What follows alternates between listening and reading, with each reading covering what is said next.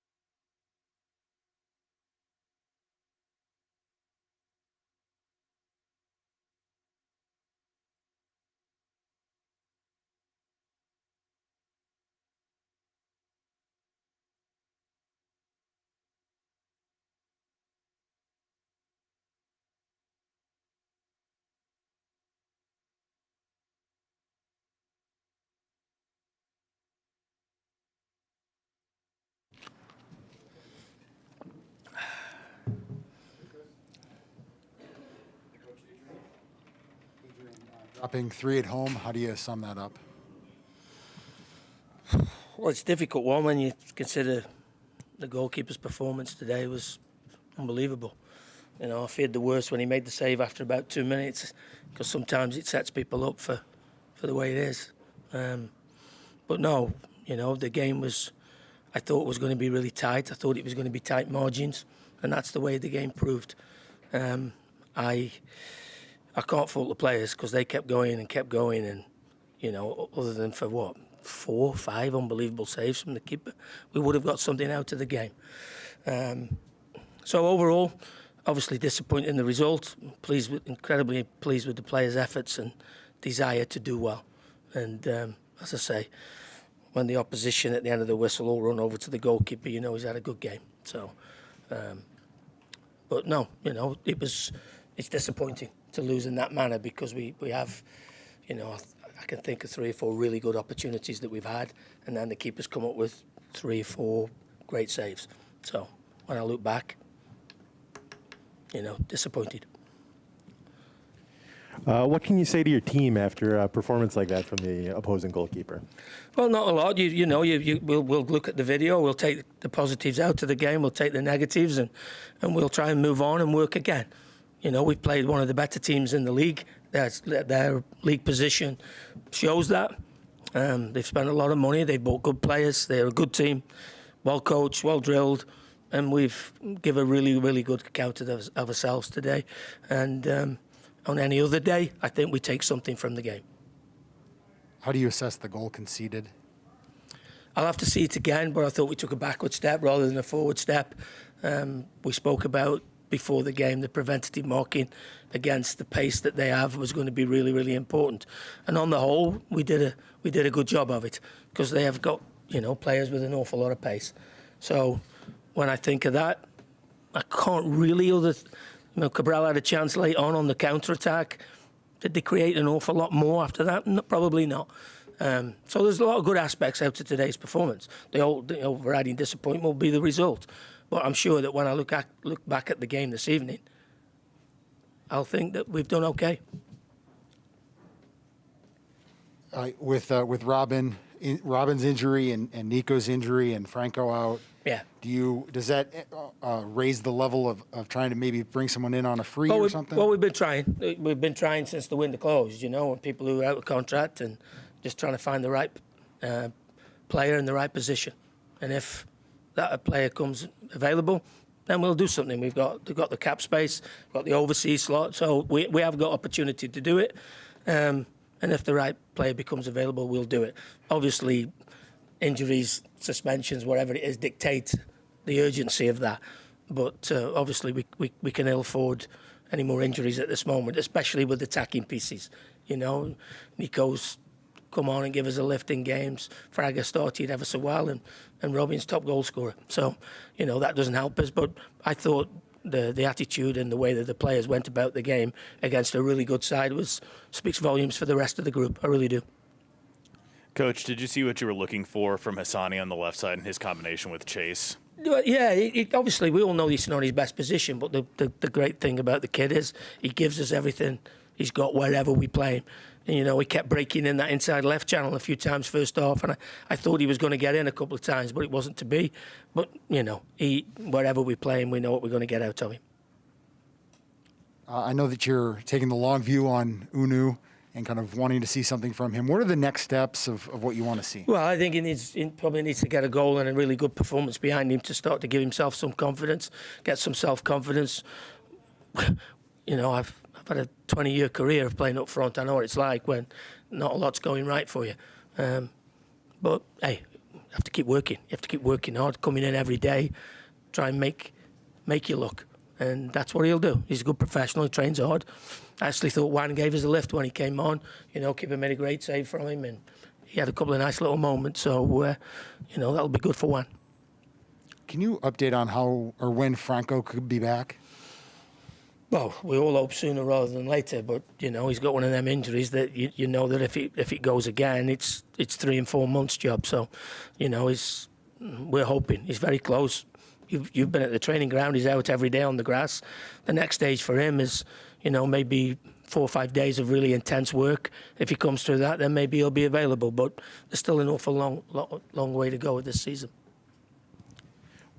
You've got another game in about 72 hours here at San Jose. Yeah. How do you turn around that quickly after a Well, loss like this? it's never easy. It's not easy for anybody. And obviously with the travel, especially San Jose, in a good little run of form at this moment in time. Really difficult to play against, full of energy, full of running. It's a little bit different game than most games, but, we've done okay against them in the past. But, they're in particularly good form at this moment in time. So we'll be in tomorrow. We'll, have a regeneration day and get a bit of work into the guys who've not played, and then see what we do in terms of team selection. Do we feel as though we need to freshen it up? We'll see. I know Boxy's been close. Could we see him Tuesday or next Saturday? He's available now, But as I said to you, the fact that Brent's, I think, played really well has given us an opportunity to make sure that Brent Boxy plays when he's 100%. Time for a couple more for Coach. Thanks, Adrian. We'll trap him next.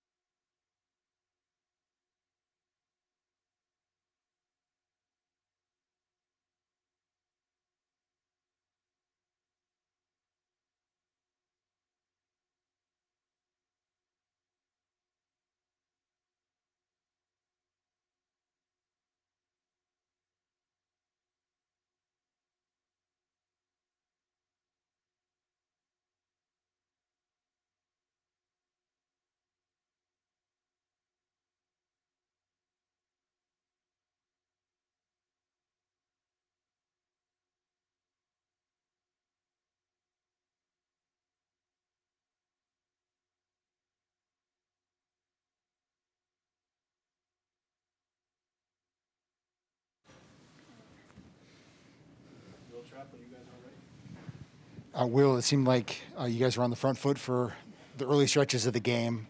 How did it feel after conceding one kind of against the run of play like that? Disappointing, right? If you just look at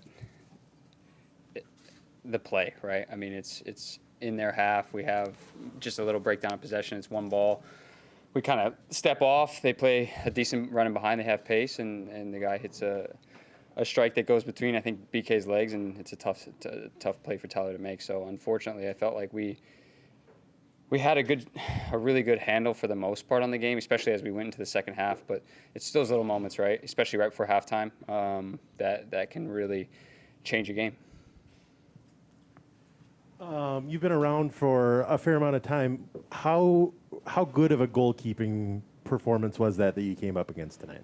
Yeah, I mean, I think Jonathan had a great game. We certainly put a lot of threatening plays together to test him. But I mean, if you look at the deflection save, you look at the save in the first half off Ethan, he did a wonderful job. And it's difficult when a goalkeeper's having a good day to score, but we still feel a little bit disappointed that we didn't get one. I mean, you guys have to go again very quickly here. How do you bounce back like that? Yeah, recovery is key, of course, right? So for us, it's getting in tomorrow, being ready to move the bodies, and then be on a flight on Monday, and we're in San Jose. So it's a team that we know fairly well, that tied us here, and we feel like we owe them something going there. No points from the game today, but what do you think worked well, particularly in the second half?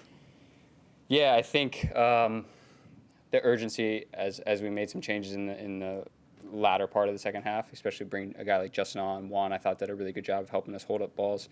But it was just playing forward, running forward, right? The tempo of our play increased, the speed of our decision making, and being aggressive to go forward, I think, was a big difference there. What do you think is difficult with moving pieces in the attack? I mean, Robin's now out, Nico's out, Franco's been gone. What do you think has been lacking with the continuity up there?